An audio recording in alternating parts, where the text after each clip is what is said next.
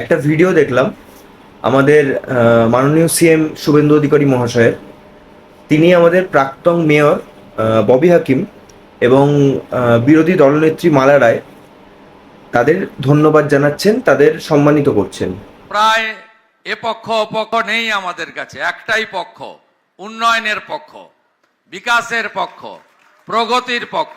আমি প্রাক্তন মেয়র এবং বিধায়ক হাকিম এবং মাননীয় শ্রীমতী মালা রায় মহোদয় রয়েছেন, তাকেও আমি যথাযথ সম্মান জানাবো। বললেন স্যার ভিডিওটাতে যে আমাদের কাছে এই পক্ষ অপক্ষ বলে কিছু নেই, শুধু উন্নয়নের পক্ষ, বিকাশের পক্ষ, প্রগতির পক্ষ।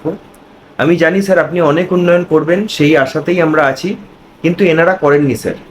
তাই আমরা পরিবর্তন চেয়েছিলাম, আর চেয়েছিলাম এনারা যাতে কোনোভাবে আর মানুষের ক্ষতি না করতে পারে।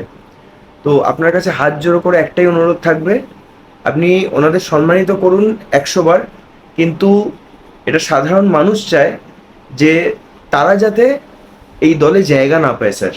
আমার বক্তব্যটা হলো যে সম্মান জানান, তাদের কোনো অসুবিধে নেই স্যার, কিন্তু আমরা আমাদের পুরো ওয়েস্ট বেঙ্গলের মানুষের যে লড়াইটা ছিল এদের বিরুদ্ধে ছিল। হাকিমি একদিন বলেছিলেন যে হিন্দুরা যদি পূর্ণ করতে চাও তাহলে আমাদের ইসলামে আসো। এটা সাধারণ মানুষের লড়াই ছিল স্যার ওদের বিরুদ্ধে, এটা সনাতনীদের লড়াই ছিল ওদের বিরুদ্ধে, সবার লড়াই ছিল স্যার, এদের সবার বিরুদ্ধে ছিল। আর কেউ একা চেয়ে কিংবা কারোর একার লড়াইতে পরিবর্তন হয়নি ওয়েস্ট বেঙ্গলে। সবাই লড়েছে, সবাই ভোট দিয়েছে এই আশায় যে এনারা যাতে আর ক্ষমতায় না থাকেন। তো আপনাকে একটাই রিকোয়েস্ট হাত জোড়ো করে করব যে আপনি যথেষ্ট বিচক্ষণ মানুষ, আমি জানি আপনি যা করবেন মানুষের ভালোর জন্যই করবেন, কিন্তু প্লিজ স্যার একটাই অনুরোধ থাকবে যে আবার সাধারণ মানুষের ভবিষ্যৎটা এদের হাতে তুলে দেবেন না, প্লিজ।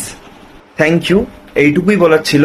আর আই হোপ যদি ভিডিওটা আপনার কাছ অবধি পৌঁছায় আপনি দেখবেন আর এটা নিয়ে ভাববেন স্যার। জয় হিন্দ, জয় শ্রীরাম।